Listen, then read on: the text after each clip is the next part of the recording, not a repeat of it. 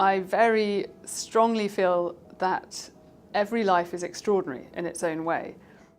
That sentiment was the basis for British writer Joanna Kavenna's first novel, Inglorious.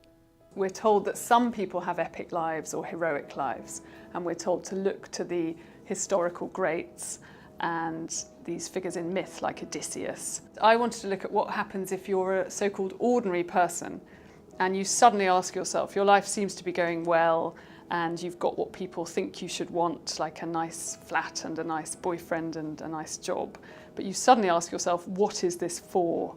Why am I doing this? Is this the good life?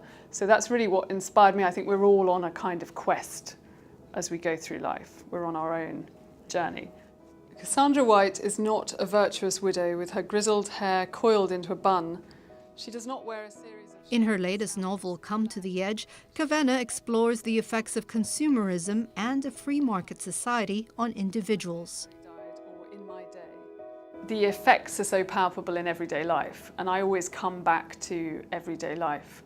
And Inglorious, my first novel, was very much about what it's like to live in a seething, crazy city, 21st century, massive capitalist city, where everything is about money and consumption and the movement of lots of people around the city and what that does to the individual, how you feel being in that city, and that your experience is the same in so many cities, in New York, Hong Kong, Tokyo. It's the same experience in many ways of going to work and being in these carriages, these packed carriages, but you are your own distinct self. Each person is totally different. So that weird thing of these communal experiences and the effect they have on unique individuals.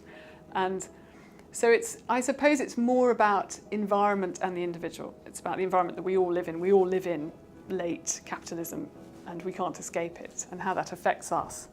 The award-winning writer says persistence is crucial for any aspiring writer to succeed. Arthur Miller once said that you need an alligator hide to continue as a writer, and he basically had a theory which I agree with, that often it's simply a question of stubborn determination, where other kinder and more self-doubting people give up.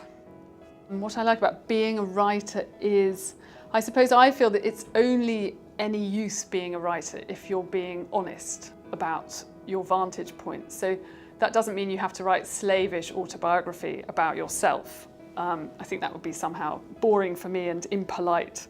But I think it's something about really expressing a vantage point and a perspective that you really adhere to and you believe in.